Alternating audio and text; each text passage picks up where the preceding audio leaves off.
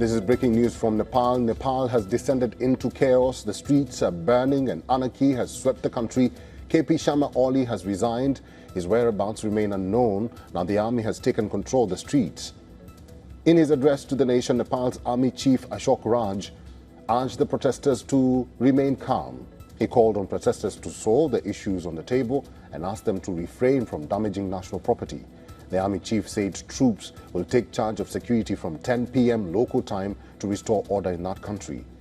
His appeal comes after protesters torched Parliament building. Smoke billowed from the building after protesters broke into it and set it on fire. WION Saloni Murarka has been closely following the story. She sent this report from outside Parliament building. What began as a peaceful protest against the corruption and misgovernance has quickly turned violent. The main federal parliament of Nepal building is on fire. The entire building has been set on fire by these protesters.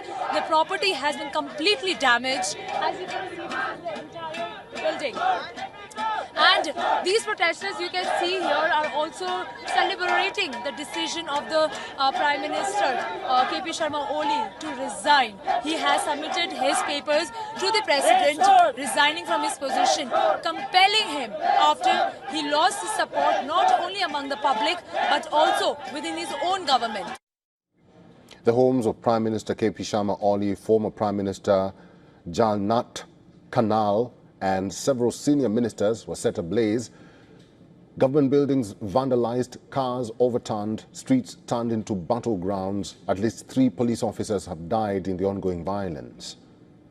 The wife of former Prime Minister Jalnath Kanal has died.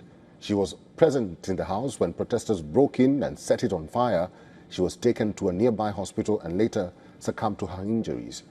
The administration ordered an indefinite curfew in Kathmandu. A curfew was also imposed in other cities too, but the youth came out in bigger numbers in defiance.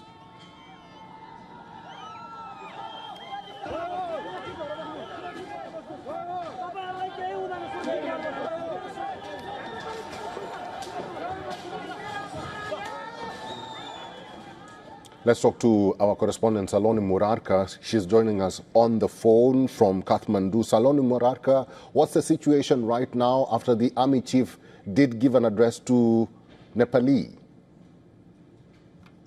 Yes, and Nepal army is set to take control amid this political vacuum, and it has already started efforts to resolve the situation.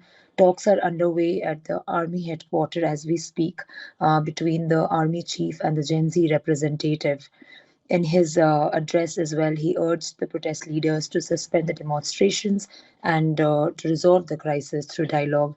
And he expressed sorrow over the casualties and the damage to property and stressed that protests must not harm the national heritage, the properties, and the diplomatic missions. What they are trying to say is that maybe they have called the Gen Z representatives for dialogues. And not only him, many of the political leaders have come out, including the President Porel, RSP leader Rabi Lamechhane, and the Kathmandu Mayor Balan Shah as well, have urged the protesters to remain calm and engage in dialogues.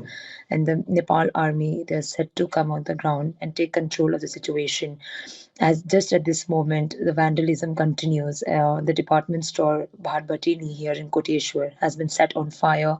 The unrest here still continues. And what really can be said is that after the army chief comes on the ground, maybe the situation will be under control, and the talks are underway with the Gen Z representative.